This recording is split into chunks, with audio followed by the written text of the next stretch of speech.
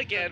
Coming back into this game, though, Onic gonna get rid of Masha. Like, no, not gonna deal with that one. Oh yeah, so I would say that Masha, one of the most annoying picks that we've ever seen being released as a hero. Anyways, like it's terrorizing. Yeah. Yeah, like to me, it's traumatic sometimes when you're going into your ranked games and it's like I'm fighting against Masha, might as well just farm my games.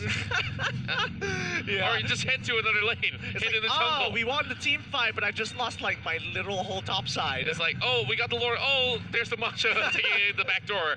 So, yep, not going to be happening anytime soon. Now, Grak being banned away after a very long bout of events for today, as well as the Kufra being removed. So, this means a whole lot. Means Kaja is the next potential one to be banned away or being left out in the open for Onic PH. I mean, so far they've kind of been banning the Harith as well, so I think they've got a decision to make here. They're changing up the draft a little bit more, so it's not going to be the same opener like we saw in the beginning of Game 1 and as well as Game 2. So I want to see how Deus Vult wants to kind of set this up. Because, again, that's the entire reason why you're drafting. You want to set up to get particular picks. I'm not too sure. Well, you know what would be more interesting? You just brand something random like a Nana and like, let's leave more options on the table. Yep. But instead, you know how annoying that export is. Diving in, diving out, gets immortality, hard to kill. So that means Kaja definitely is well secured by Onic PH. Feels like a no-brainer for the side of Onic this time round, but Deus Vult, they've got number of options. They could pick up the Harith here. You know, Harith has been terrorizing games for the longest time within the group stages alone, and most people just don't like dealing with it. Yeah, neither do I. If I were to be in this game itself. Now, we're looking at a potential heavy hitter, or even, you know, the classic tanks going into play. Hylos is not too bad. What else should we actually go for if we were to be on Deus Vult's shoe? 10 seconds more. I think they would probably want to consider picking up Hylos. Claude, I'm not so sure whether they want to pick it up super early, but again, Sunset did a pretty good job with the Claude, so I can definitely respect that. Yeah, I think that definitely that whatever works, don't fix it in that sort of sense. When we still have this Harith, which they totally forgot about. Even we forgot about. So this is going to be some high DPS output heading in for the hands of Onic PH. Yeah, I mean, Harith was always an option here. The question, does Deus want to pick up Esmeralda as a way to maybe answer this Harith? Because again, every time he chrono dashes and gets that empowered auto, he does deal a lot of magical damage, but more importantly, he creates a shield, which can be stolen away by the Esmeralda. Food for Todd, and I'm not too sure whether or not Deus Vult is actually comfortable playing Esmeralda, but that's definitely one great pick out there. But they're matching all those DPS. Nana? We're getting trolled right here, and yep, Kimi, better option. You can just tell by the amount of coins that you need to purchase from the store. Yeah. Fair play. But now, Kimi's going to be the pick of choice. The bans are going to come through for the second phase here. What do they want to get rid of? Do they want to get rid of the Badang this time round? I don't think that you need to ban out the Badang per se. It's more like finding a way to actually negate that sort of pick up with something that's way better in that sort of sense. Now, Akai being removed, maybe, just maybe, Onic will be picking that Badang instead. Well, that's true. That's true. That is a pretty good option. Lolita as well. Looks like they are setting up. They're setting up for the Kimi to make sure she doesn't get her regular auto attacks.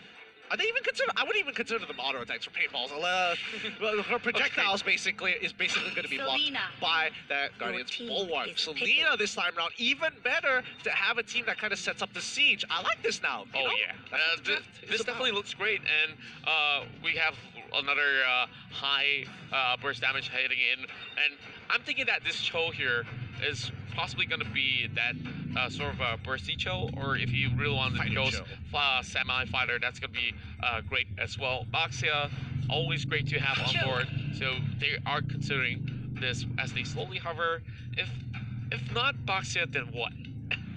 I mean, usual answer is Franco, but it's gonna be tough. I think Baxia does a really good job considering their composition mainly wants the team fight, and they do a really good job at it. So I think Baxia is a great pick. Deals with the high loss. Anybody who has a heal, once you pop the Turtoise Passants and kind of walk around, you just get so much value out of it. Yeah, and for Baxia, it's so hard to kill. Like, if you just put the Revitalize on top, like, you know, like, he's just gonna stand there for days. Just leave him be and aim for some other sort of picks. But of course, it's been pretty hard to actually see how this Baxia could possibly be countered up, and it will be that Guinevere heading for the final pick.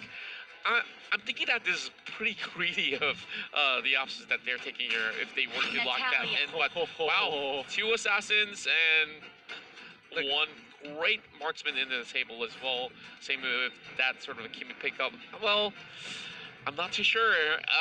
I'm thinking that this is double or nothing coming from the side of Deus Vult. They really just want to chunk out damage output all across. Well, I suppose, but I think they just needed a way to kind of like tell Harry to like just chill for a sec, just like calm down, sit in the smoke screen, be silent, don't use your abilities. Then we can try maybe locking it into the game. This is going to be Onic VH against Deus Vult Esports in their final bout of the day. You know, I'm actually favoring Onic for only one reason. Like, when Baxia actually goes on the roll, it looks like as if he's a hedgehog. So that's what Onic is actually having for their logo. They're gonna rebrand Onic to just be Baxia in that form. Well, oh my goodness. Might happen someday, not anytime soon though. A little happy, getting a little bit of a tickle over the mid side here as they slowly go in for that raid in the jungle.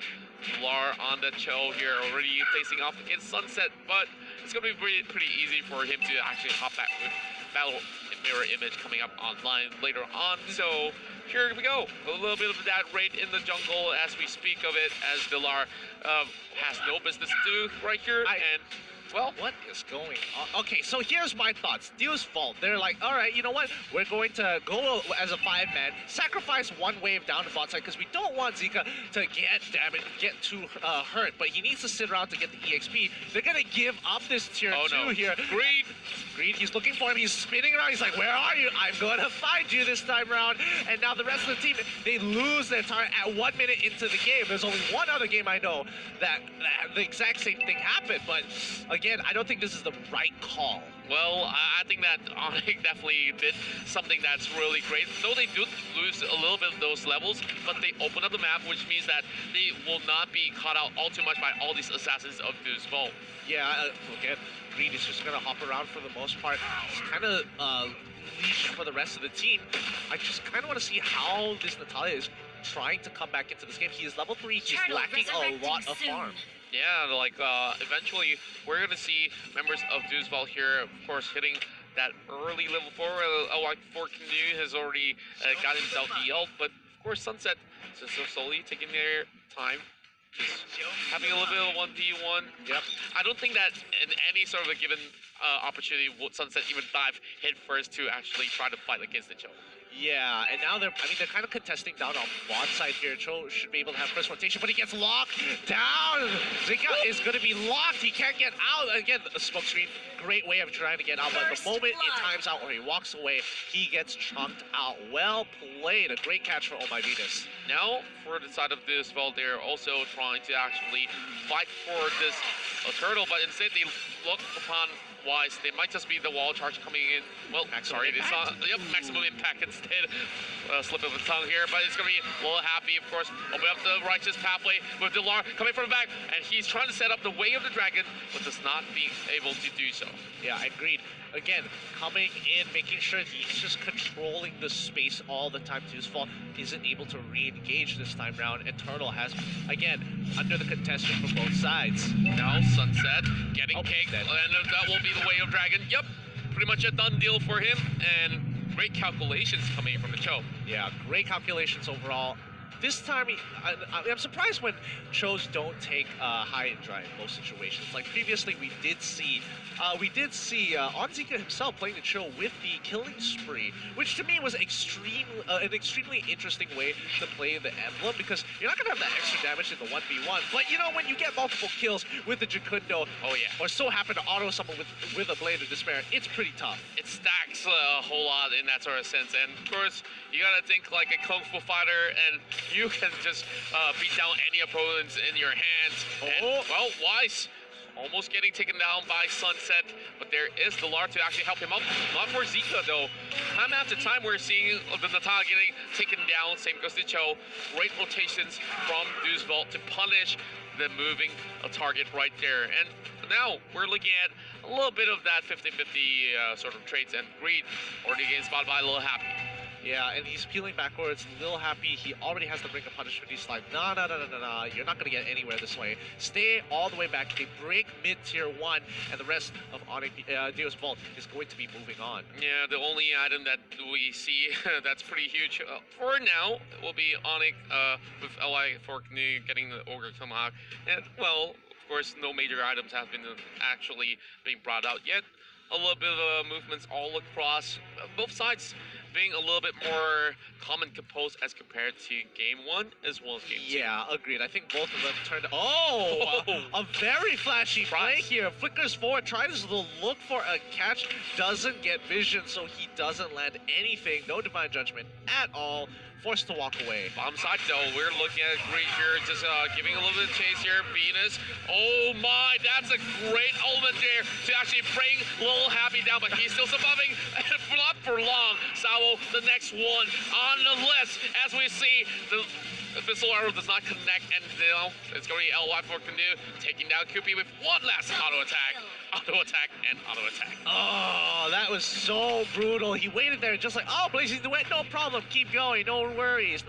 And then, as he thinks he's safe, walks out. Oh no, out of the brush comes Carry. Ah, nasty. Like, look at Onic. That was so clean. Like, they just, all they have to do is just crash right in. Baxia knows what's up, and the rest of the team just fall up. As simple as that. I'm not looking at any sort of members from Deus Vult to be able to provide any cover for Lil Happy. Yep, and now they're pulling backwards again. Onic is just trying to starve them out of the jungle. Tier 1, they're pushed out of Tier 1. They can't really do much. And Diamond Force being popped, Sunset forcing for having to use that Battle Mirror image to get out of there, because if he stays any longer, he's just dead. Oh, yeah. He could have been caught out right there. Live Despair being purchased by Kupi. So that's going to be one great charge heading towards the side of Greed, as we see Sawo falling a little bit backwards. Greed now slowly regrouping with the rest from the back. There's no more to be done over on the top side, except for the Chow, as we see the Lar slowly just farming up, and well, there's just a lot of open space in the jungle for them to actually play around here, as Bean is still hoping to land a perfect Divine Judgment to possibly set the tempo up for the carry. Yeah, and I mean, both sides. Carry is really huge right now. She's got 4 kills. Oh, 5 kills this time round. Getting a kill off of Sunset. Sunset is just falling behind, and the Golden Snap has been bought. This is a big boy item. That's just when you were just counting your fingers right there. He just adds one more right through, and a little Happy just walking solid into a trap. And now having a little bit of protection coming from QP as well to just give them a little bit more respect. But look at Zika. This might just be a perfect kill, as we see Selena just bursting them down. Yeah, that Abyssal, he was stunned for so long. He just sat there and he was just like, please, God, let me get out of this. Well, just end me now. End me right now. End my suffering. As the rest of Onic Esports just continue their onslaught, trying to, like, you know, keep the lead. 4K ahead of Deus Vult. They should be able, ooh, Feather being bought by Wise helps with the mystery shop as well, making everything so much cheaper. Greed just rolling around, trying to decide something, keeping vision, keeping information to deny space for the Deus Vult to get anywhere close to the turtle. Well, there's going to be the turtle for the guy with turtle poissons, as we see. Oh my Venus going in for the Divine Judgment. Real crystal clear element, as we see one more fall from Deus Vult. Oh boy, he dodges out of the way. He doesn't get clipped this time. Sunset just finally purchasing his big boy item of the golden staff. He's gonna have a lot more damage than before. Hopefully that's gonna be enough to turn the tides of the fight. Oh, over top side though, Wise is walking in towards the wrong direction as we see Zika going with the burst, and that will be that kill in the hands of Zika as we see Greed being a little bit late to the party. All you have to do is just keep rolling, baby. Okay, let that one slide for now. But now Green, he's taking a little too much damage here. He has to pop the Revitalize. The twice honks keeps him alive. They just can't really do anything to him, denying the healing plus the Revitalize. It's just so frustrating that Green, with his greedy play, still survives. I don't know, like, Green just plays it up without a single care at all, but Venus here already having a lot of HP being taken out. That will be mid lane being opened by the Law. Trying to double lock down him with the Law and Order. Doesn't really get too much when you don't have the damage here. Oh, wow, that was just one auto attack. Well, imagine if there's going to be more connecting as we have the top lane also being taken out by the rest of members of Onic Philippines. And we are already seeing a little bit more of those cleaner plays coming into play. And for Onic Esports here, they're just waiting for the right opportunity to crash right in. Yeah, and we can already see that.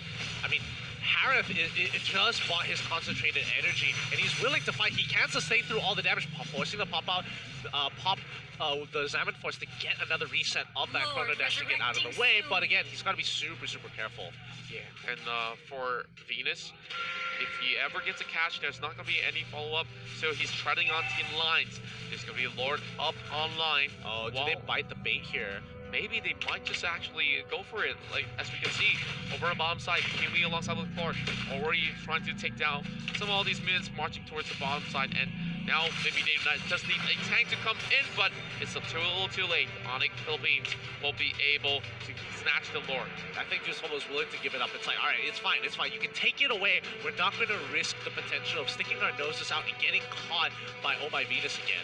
Yeah, and after all, it's just the first Lord, and my perfect catch onto the Harith as Wise goes down for the third time. That was just a great snipe coming in from Deus' Vault. Like, man, Harith was just stuck there.